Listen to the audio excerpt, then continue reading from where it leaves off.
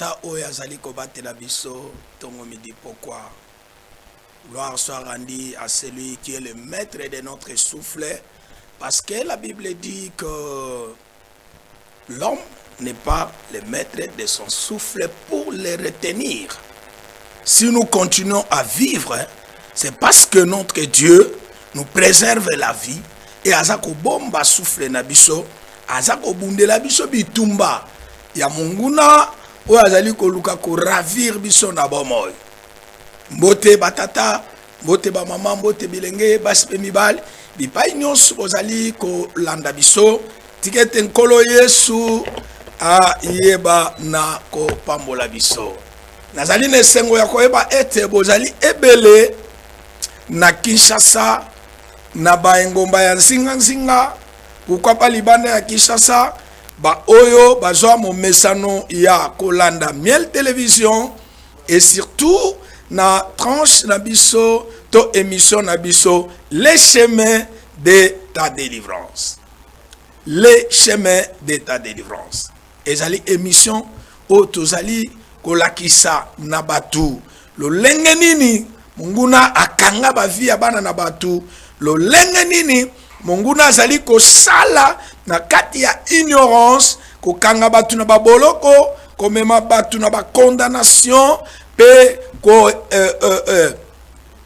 ko yiba bana na batu ba étoile ba bénédiction ko privé bango na ba mapamboli oyo Nzambe ayeba na kobongisa na tina na bango.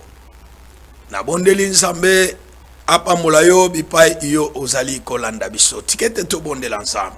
Mon conseiller sto pamboli yo pona numéro ya sika ya émission oyo. Na bondeli ete moko na moko kolanda biso azala captif na enseignement oyo et révolutionner et révolter pe ememaye koluka délivrance.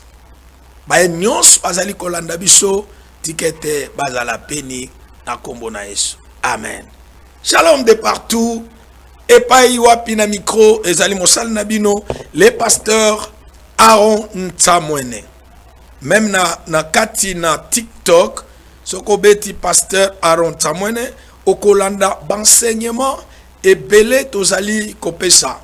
Non seulement Hollanda, tu peux aussi partager cela aux amis. Yana batu ebele oyo bazali na souffrance, mais bazo luka esika nini esengeli bakangolama. Voici l'adresse pour la délivrance. Notre métier, c'est la délivrance. Kabola ba numéro na biso na TikTok pasteur Aaron Ntamwene, na Facebook lolenge moko pasteur Aaron Ntamwene, na YouTube chaîne na biso ezali Aaron Ntamwene TV.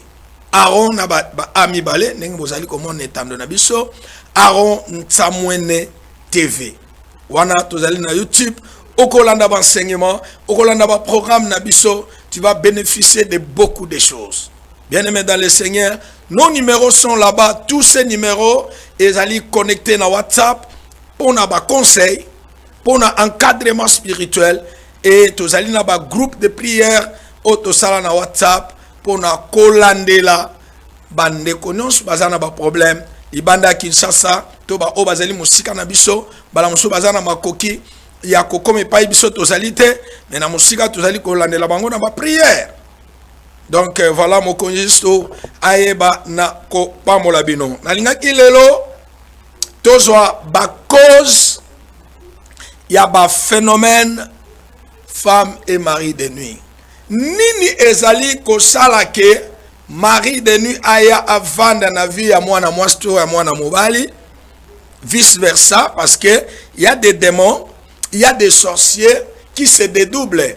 Aza mwasi makomi mobali akomo bimana bana na ye ya bashi, aza mobali akomi mwana mwasi na monde des esprits akomo bima na bana ne ya mibali. Donc vice versa, le diable peut faire des choses nakati ya mokili oy. Voilà pourquoi nous devons être vraiment attentifs. Nous devons être attentifs na oyo etali ma lakisi oyo non seulement être attentif, mais aussi ceux qui ont mis moni. Na kati ya malaksi oyo bien-aimé dans le Seigneur, Luka délivrance na yo. Luka délivrance. Je vais chercher un verset biblique oyo toko partager, pourquoi pas aimer ma biso na kati ya délivrance. Bien-aimé dans le Seigneur, nini ezali ko sala que mutu akoma na ba phénomène femme pe mari de nuit. Ezana bandeko na kotiela bino ojo moko kala mingi te oyo kake koko na ye asi akufa me koko azali ko songa na bandoto na ye lokola mari de nuit ya mwana mwasi oyo deja babalisa azana ndako alibala na ye. Ezali ko sala que mobala komi na ba blocage makambo esimba lisusu te. C'est pourquoi tant que na ba conséquences, je vais vous parler de ces choses. Ce qui mwasi na yo aza possédé na mari de nuit. 1. Banzela na yo ekozala bloqué. 2. Ba relation ebele ekozala étouffé.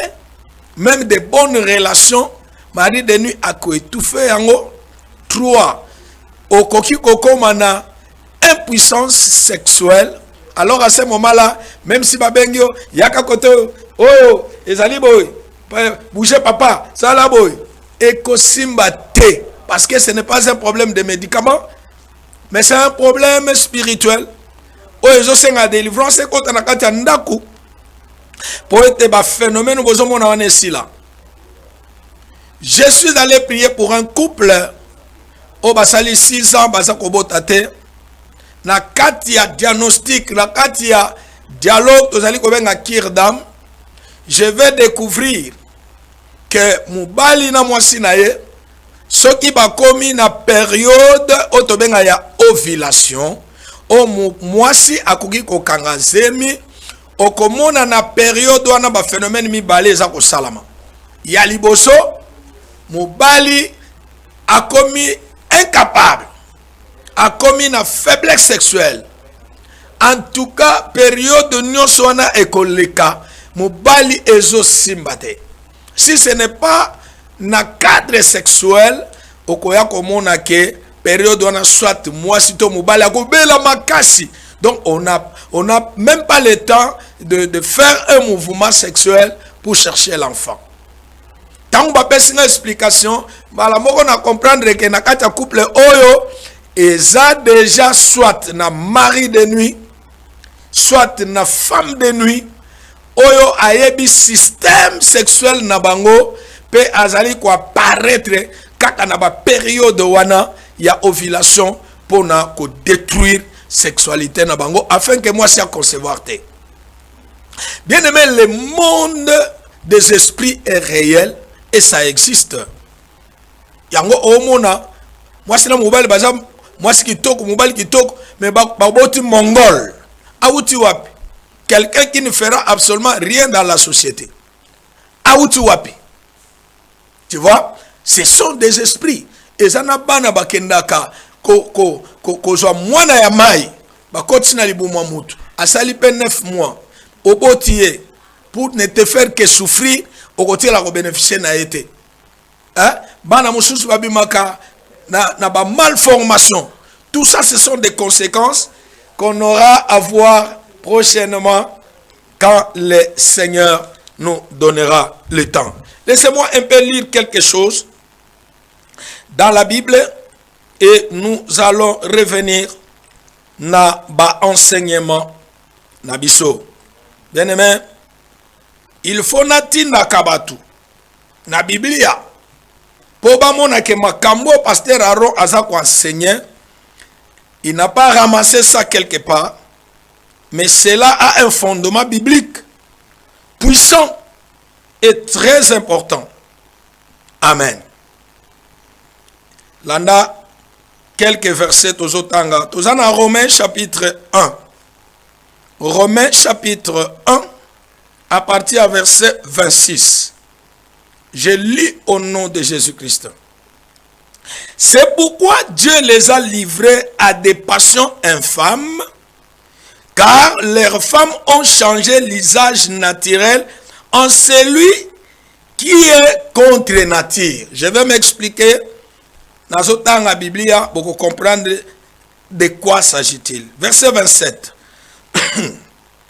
Et de même, les hommes abandonnant l'usage naturel de la femme se sont enflammés dans leurs désirs les uns pour les autres, commettant homme avec homme des choses infâmes et recevant en eux-mêmes les salaires que méritent leur égarement. Parole du Seigneur. Bien-aimés dans le Seigneur, ici on est en train de parler d'une sexualité.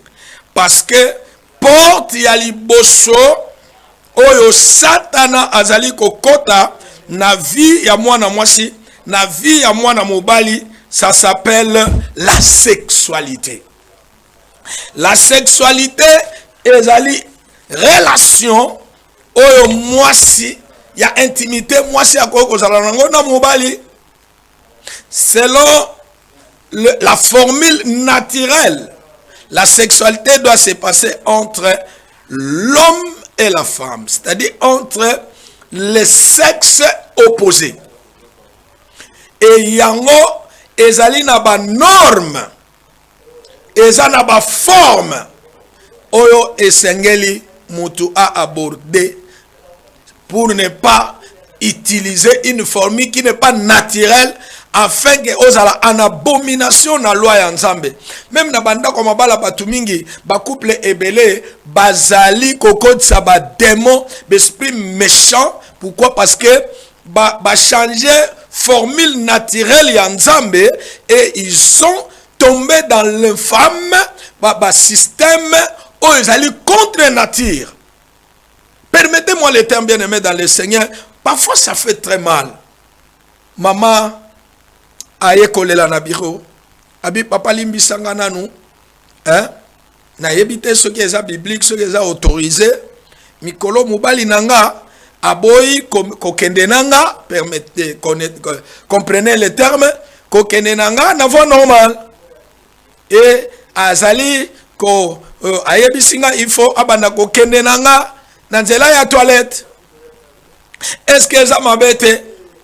Na lobi osho sali yango nasi na sali yango 2 fois mais nazo kamala mute a lobi ba détail belé que je ne saurais pas vous donner à la télévision. Et quand j'ai prié, bien aimé, d'abord maman lobi que depuis qu'on a fait ça tozola la souste situnga na on la souste na mona na batu bakufa bazoya bakomi mibali nanga na papa mikolo ya quartier bandoki bakomi mibali nanga, c'est que couloir ya ba mari de nuit et fongwami na vie nanga papa. Depuis ce temps là je ne suis pas à l'aise. Est-ce que c'est une formule normale? Je vais appeler le papa pour vérifier la situation, malgré que il n'avait pas l'habitude de venir à l'église, mais sa femme venait à l'église. Papa, Nathalie, c'est Biblia. Est-ce que c'est vrai ce que ta femme dit? Il dit oui, c'est vrai, papa.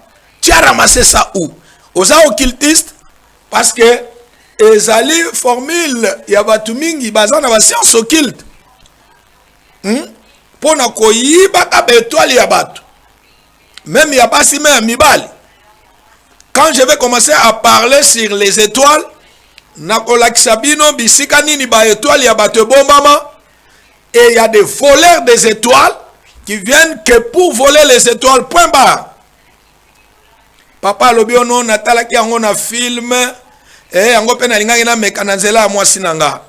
Est-ce que tu connais les conséquences? Ta femme maintenant est exposée na ba mari de nuit azola la juste beaucoup de choses et le Seigneur a fait grâce que tomema couple oyo nakati ya délivrance. Bien-aimé, on ne blague pas avec la sexualité. Sexe ya mutu eza ya nyamate. Sexe ya mutu tozali kobenga yango na lopoto la partie intime. Ce n'est pas simplement le sexe proprement dit, mais il y a des parties intimes de l'homme ou de la femme oyo epa na nzambe alingaki te ezala nanu exposé. Il faut accouvrir yango. Ce n'est pas en vain quand l'homme et la femme va perdre vêtements spirituels na bango ba constater que ba komi mutakala nzambe ake na zamba aboma nyama oyo azwa poso ya nyama wana aye alatisi yango mwasi na mobali pour que ba partie intime na bango ezala exposé te. C'est par après que nous allons comprendre que nyama wana nzamba kenda na zamba abomaka c'était la personne de Jésus. Ndomoni Jean zakoloba, voici l'agneau de Dieu qui ôte le péché du monde. Bien-aimé dans le Seigneur, ebele lelo baza bolumbu. Et soko za bolumbu satana ko sakana na yo. Soko za bolumbu ozana pouvoir ya nzambe te. Partie intime ya mutu ebomba maka. Mais lelo mingi satana zolinga a déshabiller mutu. Atika ebo lumbu ndenge papa na mama botaka ye pona ko anéantir ba valeur na ye. Bien aimé, le sexe ezali porte ya munene oyo besprit méchant, oyo ba démon géant ba kotaka. Ezala na mwasi, ezala na mobali. Yango wana na lobaka na bana na nzambe, sexe eza likaya bute. Sexe eza lipate. Sexe eza ngubate. Yake il faut kalinga batu nos baza kolia na quartier. Est-ce que vous savez ba conséquence ya comme ça sexe lokola marchandise? Est-ce que vous avez ba conséquence ya sexe o etamboli na basi ebele to mibali ebele? Très souvent, les gens se rendent compte lorsqu'il est abattu, il est fini contre mur. Wanande abaniko luka église, abaniko luka pasteur, et zana baka mususu rolekano na délivrance okobota lisusu te. Et zana batu nzamba ko limbisa yo, mais si décilité okufi okei. C'est pourquoi il faut faire très attention, bien-aimés dans le Seigneur. Le sexe ezali parti ya mutuya ya nzoto ya mutu oyo sengeli to bomba oyo sengeli to batela ezaka kana mutu moko ana droit ya ko monaka yango ana droit ya ko consomaka yango soko milobeli kozana mbongo ebele o salela yango ndengo lingi un jour tu vas pleurer mais ça sera trop tard. Quelqu'un me dit amen. Je vais citer quelques portes. Yaba Marie de nuit. Porte ya liboso. Marie de nuit azali kokota na nzela. Il y a sexe ndenge na lobi. 1. Par le viol. Par le viol. Bien aimé, écoutez-moi. Tout celui qui a déjà violé une femme, une fille, un garçon, a possédé par des esprits. Parce que même les mariés savent que à la maison, au mariage, pour que l'homme aille à côté de sa femme, et ça n'a pas étape. Il y a des préludes, il y a des étapes pour aboutir à une bonne sexualité. Mais d'emblée, au monde,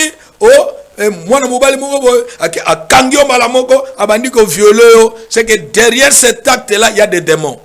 Derrière cet acte-là, il y a le mystique. Parce que dans la batu, ba violaka batu, pour aïba kaka étoile na yo, aza déjà na ba mystique, na ba fétiche, aïe a posé acte wana aïba étoile na yo, point barre. Et zapena ba o ba violaka mutu, yé moro a possédé, aza na ba démon, il y a impudicité, et aïe a posé acte wana, du fait que a violé yo, a posé acte wana, a kotisio milimu na ye amabe. Bien-aimé, que na viol, ezala viol normal, na moi, to na poko moko boy, bakangio quelque part, batumi bale misato ba violer yo to mutu moko a violer yo sima ya likambo wana soki salamela yo. Observe ta vie, comment ça se passe, comment les choses se passent. Très souvent tu vas constater ba complication et na vie, ba phénomène moussous étrange et koya na vie na yo. Si tu ne passes pas à la délivrance, soit au balate, soit au botate, tu auras des tourments, tu auras des problèmes.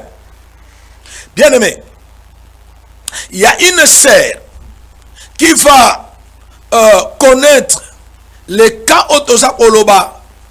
Il y a viol, mais dans les rêves. La nanga. Asa kolota, sœur autant azolota, elle est encore vierge. Elle n'a pas encore connu un homme. Asa ko vanda nanda kwa mama na ye papa kufa. Mama azwa mubali mususu mendoki. Sœur asa kolota ke na butu tata wana mobokoli. Azwina baninga na ye. Bazola na ye mbangu. Alembi akwei babandi ko violer. Tango ba violer papa mobokoli nde mutaye ko sukisa. Tango asukisi abi ozui nyonso bana ko luka to ozui. Bien aimé dans le Seigneur, basisi acte na bango wana kuna na ndoto mwana mwasi amoni ke balongoli kimoseka na ye, balongoli virginité na ye, amoni makile sopana asutuki ezalaki ndoto, atala boy bilambe bébé, atala boy makila asimba boy aza sous vierge. Mais esalami ndenge nini na ndoto. Bien aimé, fais attention à tes rêves. Fais attention à tes rêves. Ko budaka bandoto te. Nzamba azoba te alotso bandoto batumusu baluka bandoto balotaka te. Mais yo ozolota. Nzamba azoba te ti azopeso bandoto zomona makambu clair. Olamuki pe na tongo ezali. Est-ce que bigeza na bato eza difficile à kanga ndoto na tongo? Mais yo zo kangango. Vous savez pourquoi Dieu te donne cette capacité-là? C'est parce que on loue la solution. Dieu parle cependant tantôt d'une manière, tantôt d'une autre. Ça, c'est un langage codé de Dieu. Sœur à l'amour na tongo, aza sous viergeté. Pouf, ba mari de nuit. Pouf, ba phénomène infection incurable. Pouf, ba complication, ba douleur, ba règle douloureuse. Beaucoup de choses que je ne vais pas détailler ici. C'est le jour où aye koluka délivrance ndeto bandi kobengana na tata mobokoli na baninga na ye nyonso bandoki o ba violaka ye na ndoto wana balobi oui, nous avons eu la mission na nzela ko violer wana to kotsa ye ba mari de nuit biso nyonso ko ba mari de nuit na ye et puis to longola ye étoile oyo ya makasi ezalaki kongenga kati na ye. Bien aimé, est-ce que vous savez que mwana mwasi na mwana mobali bazana étoile moko ya richesse, ya bonheur et ça na kati ya sexe na bango. C'est pourquoi la Bible dit qu'il trouve une femme trouve le bonheur. Le bonheur est dans le sexe. Et ce qui oyibisa yango ndo mona mutako tika la boaza ki to me babala yesuste. Akomaka mutaba deuxième bureau.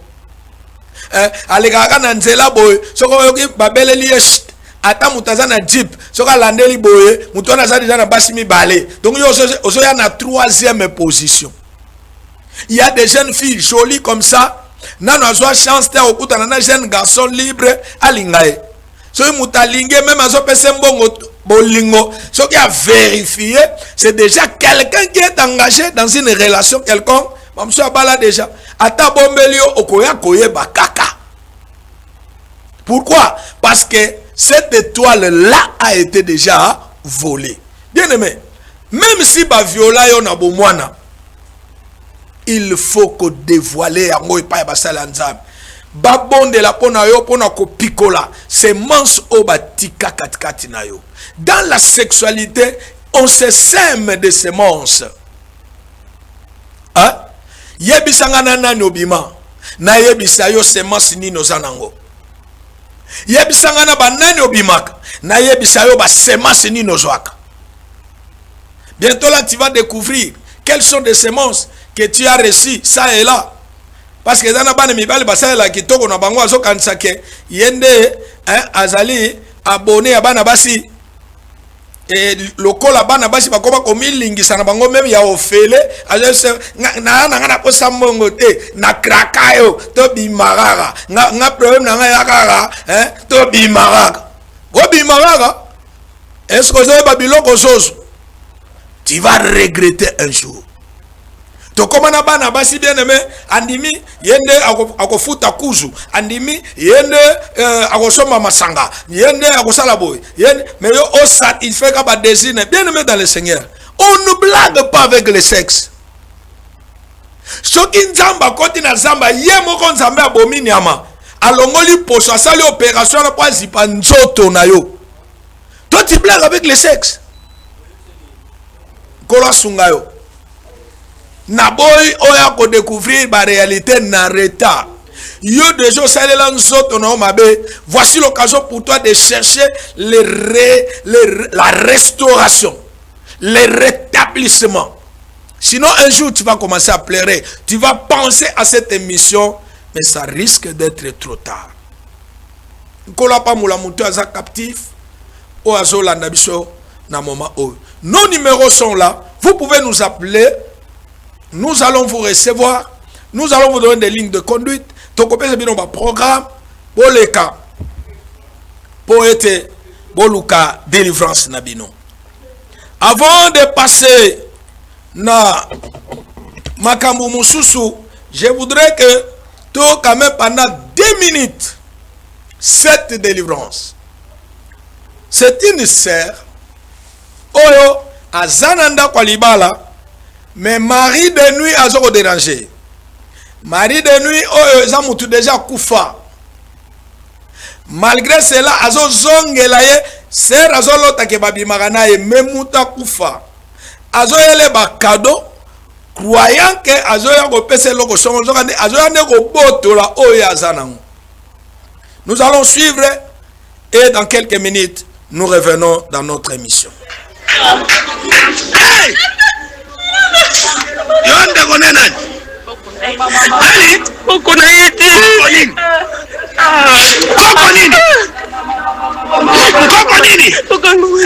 okonini kota mama nae kota mama nae comment on ah oui ba poani Benoît osala on a kufa la kaka osho kufa kaka siko nini osala ndele nini balinga kemingi mwana balinga kemingi ko balinga kemingi ape kemingi ape mena zanaiti osanaye okomisa ngena mwasi nanga mwasi na yo mwasi nanga botanaye botana ete mena bimagana ye ala sobo mona lukuta asala nini ala sobo mona lukuta yanga zali yanga zali ya zali monda za bongo asali benga sa bongo nini lo ba verite wana sanoki ayo kasuposa mobile ayo kasuposa mobile na ete mobile abali asa ayo kasuposa na ete vous sentez bien aimé on va trouble les gens contre le mandat comme maman à cause d'un mari de lui il va la paix koufi alors on a posa mobile na elle est mariée légitimement à cause de Benoît à Koufa nani a son remplacé Benoît on l'équipe à question kangai à l'équipe à question on y a ça on est là tout nani a son remplacé Koufa nani tira zakanga mukusa yo boko ngala ko lingo pese ta mutute yo ko lingo pese ta mutute auto komona ngati auto komona nandeni nandutu osani monenga amona bosani nako tikele loko wako tikele loko nini akile pa ebisi mama na mama sale lota mama osala mama ebita otikele ke loko amona ki on pete menese ki na ko tikele loko oselo yo loko ni loko tik Aïe, bâté. Yoloba. Aïe, bâté.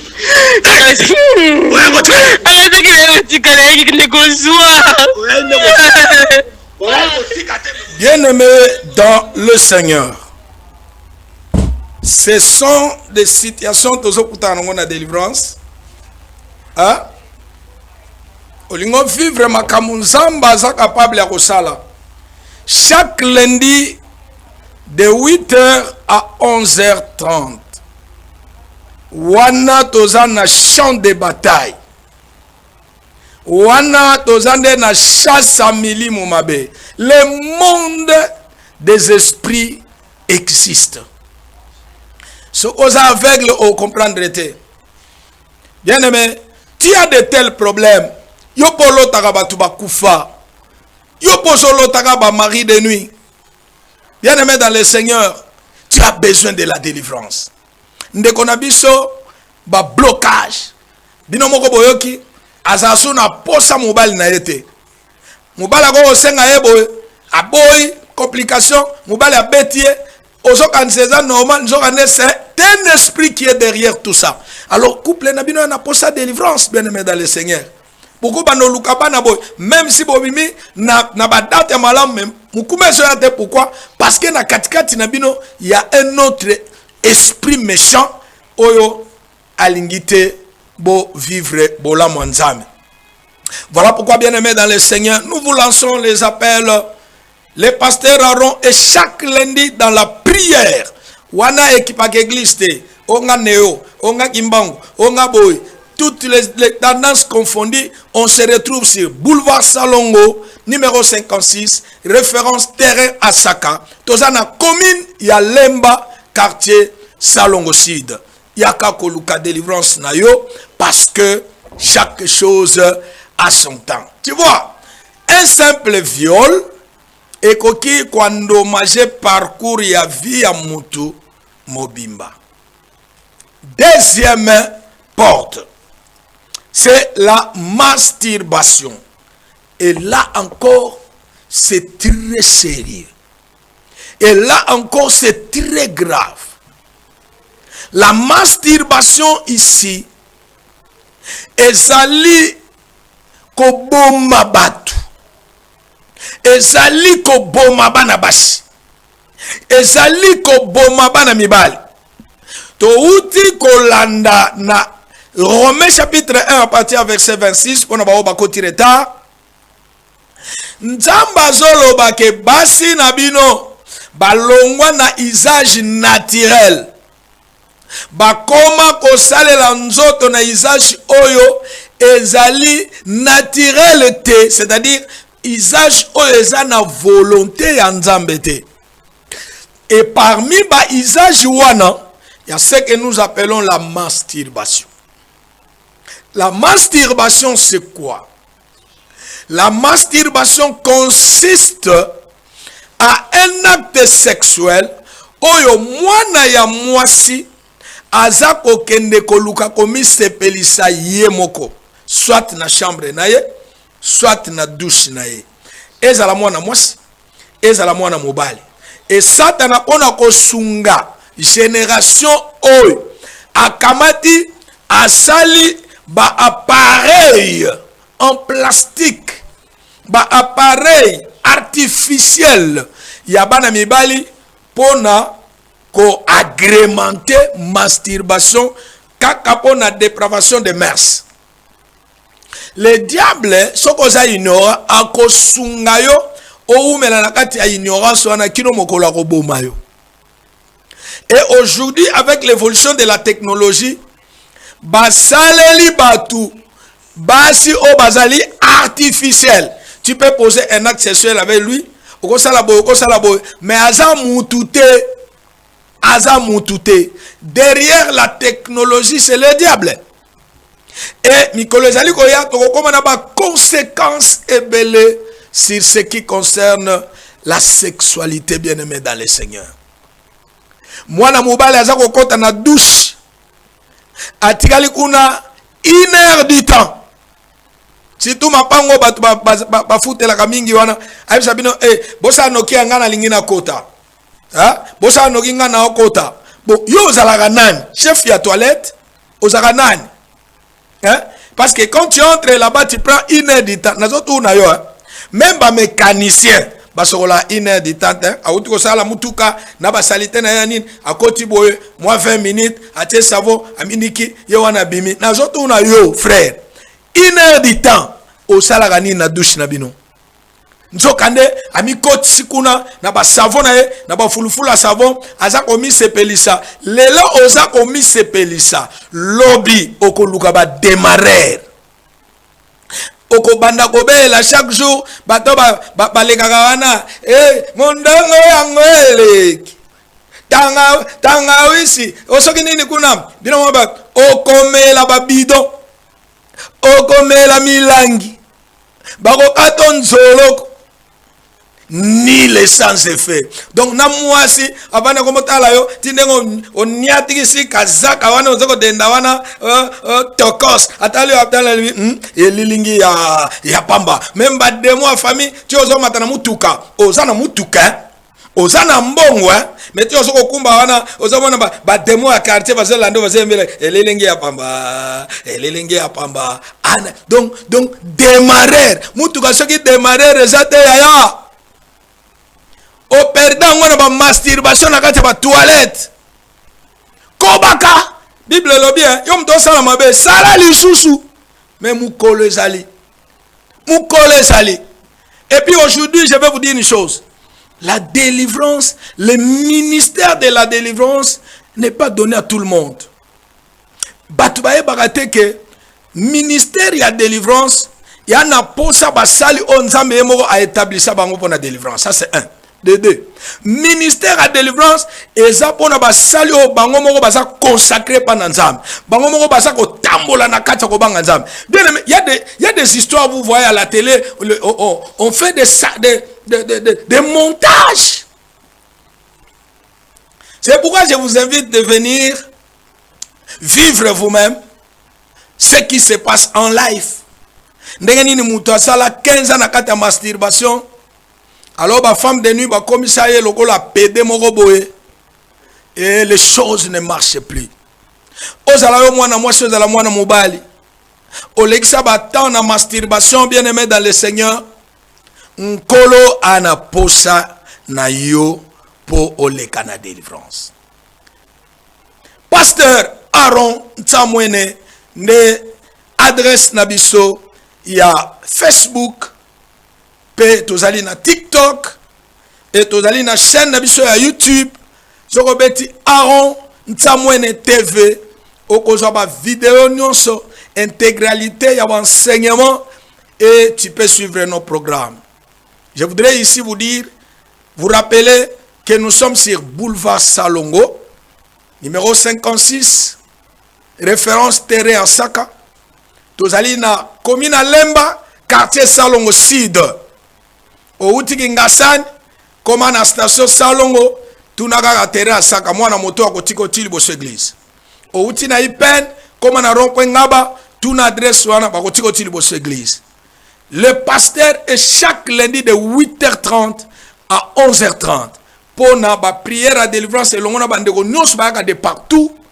Et chaque samedi, de 10h à 15h, et Zamukolo pasteur Azoyamba. Nos programmes, c'est chaque mercredi, vendredi, de 17h à 19h et le dimanche à partir de 8h. Nous vous invitons tous à bénéficier de ce programme. N'oubliez pas, chaque premier vendredi du mois, tozalaka na spécial kimwenza wana ezalaka butu ya mabondeli pour la délivrance ya ba famille. Ezalaka chaque premier vendredi du mois, lokola na mois de juin, tozokende le 5 juin na kimwenza mission. Ne confondez pas kimwenza gare, mais kimwenza mission. Comment na rond-point, to na Bel Air, zo transport etikayo na kimwenza mission. To kutana ka liboso église catholique, pe toke na espace oyo bisika wapi musala ya Nzambe salamaka pona kokangola batu. C'était votre émission, les chemins de ta délivrance. Oyo Elekaka. Chaque mercredi, na chaîne Nabiso Miel Télévision à partir de 16h. Et chaque lundi, rediffusion Nabiso à partir de 11h. Bokoyi kokome la biso, bokoyi kobenga, nos numéros sont là. Et okoyamba kaka pasteur Aaron, pe okoza conseil, okoza ba orientation par rapport à prière. Na pas moli nsambe pour na numéro ya lelo, na pas moli DT, na pas moli ndeko na biso Roy oyo bazali sima na machine, na pas moli ndeko na biso Kisekedi, bangonde bazali vraiment le boko makasi ya kosimba émission oyo na sima machine na tina ete ba image et comme la bino. Kolo esaba na kopamola bango, soki nkolo amizongelité tokutani mercredi, chaque mercredi à partir de 16h. Que Dieu vous bénisse abondamment. Ciao.